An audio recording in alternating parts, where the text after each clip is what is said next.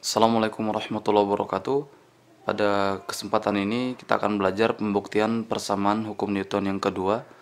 Nah, kita tahu bersama bahwa hukum Newton kedua ini merupakan salah satu persamaan pokok pada mekanika klasik ya. Ya, maka kita mulai dari persamaan umum gaya. Nah, persamaan umum gaya adalah perubahan momentum tiap satuan waktu ya. Nah, kemudian momentum itu sendiri sama dengan M kali V, massa kali kecepatan.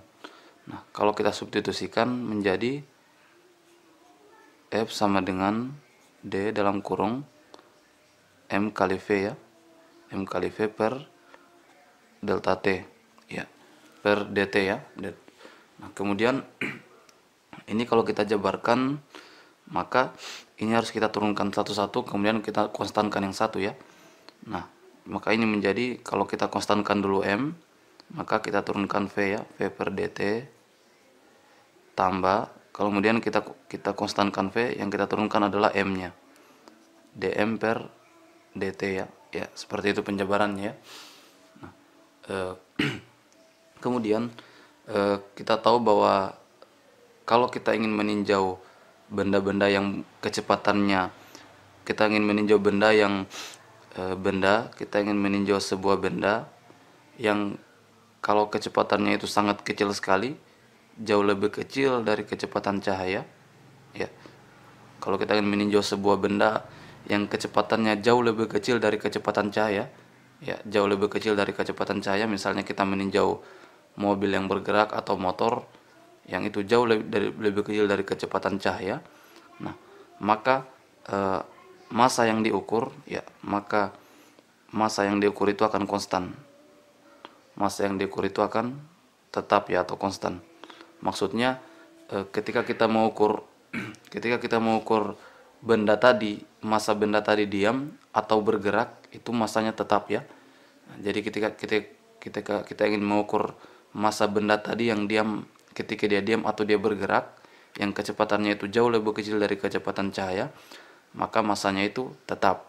Nah, kalau benda tersebut sudah bergerak mendekati kecepatan cahaya, maka di situ massanya tidak tetap lagi. Massa yang diam itu berbeda dengan massa yang bergerak mendekati kecepatan cahaya. Nah, tetapi karena kita meninjau benda yang kecepatannya jauh lebih kecil dari kecepatan cahaya, maka massa diamnya atau massa ketika dia bergerak itu tetap. Artinya massanya ini konstan.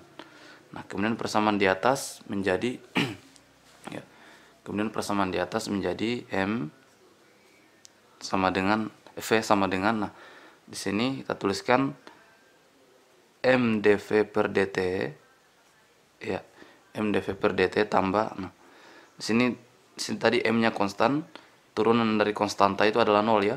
Jadi M tadi ternyata adalah M tadi, kalau dalam catatan bahwa kecepatannya jauh lebih kecil dari kecepatan cahaya, maka M nya konstan. Nah, turunan dari konstanta itu adalah 0 ya, atau di sini dm per dt ini maksudnya massa berubah tiap waktu, sedangkan tadi ternyata massanya konstan, maka tidak ada perubahan massa terhadap waktu, atau di sini 0 ya. Turunan konstanta adalah 0. Nah, maka persamaan ini tinggal F sama dengan M dV per dt ya. Ya, M dV per dt, atau sedangkan dV per dt itu sama dengan A ya, percepatan. Perubahan kecepatan tiap satuan waktu itu adalah percepatan ya. Nah, maka persamaan ini menjadi F sama dengan M kali A ya. Nah, M kali A. Atau ini adalah hukum Newton kedua kan? Atau bisa saya tuliskan menjadi A sama dengan F per M ya. Saya lebih terbiasa menuliskan A sama dengan F per M ya. Nah, di sini akan memudahkan kita memahami hukum Newton kedua, bahwa A sama dengan F per M. Nah, di sini kita tahu bahwa kalau seperti ini kita tuliskan, maka kita lebih mudah memahami persamaan hukum Newton kedua, bahwa percepatan itu dipengaruhi oleh gaya. Nah, jadi saya bisa tuliskan yang di sebelah sini adalah sebab ya, sebab, sedangkan yang ini adalah akibat ya. Ya, akibat, bahwa percepatan itu muncul karena ada gaya. Jadi percepatan ini adalah akibat, sedangkan gaya adalah penyebabnya. Percepatan muncul karena ada gaya. Semakin besar gaya yang kita berikan, maka semakin besar juga, atau semakin besar gaya yang bekerja, maka semakin besar juga percepatannya ya. Nah, ini adalah hukum Newton kedua, bahwa percepatan berbanding lurus dengan gaya dan berbanding terbalik dengan masanya. Ya. Ya, saya kira cukup sekian yang dapat saya jelaskan. Kalau kawan-kawan merasa bermanfaat dengan materi ini, silahkan subscribe channel ini agar kawan-kawan juga selalu update dengan video-video terbaru pada channel ini. Sekian, assalamualaikum warahmatullahi wabarakatuh.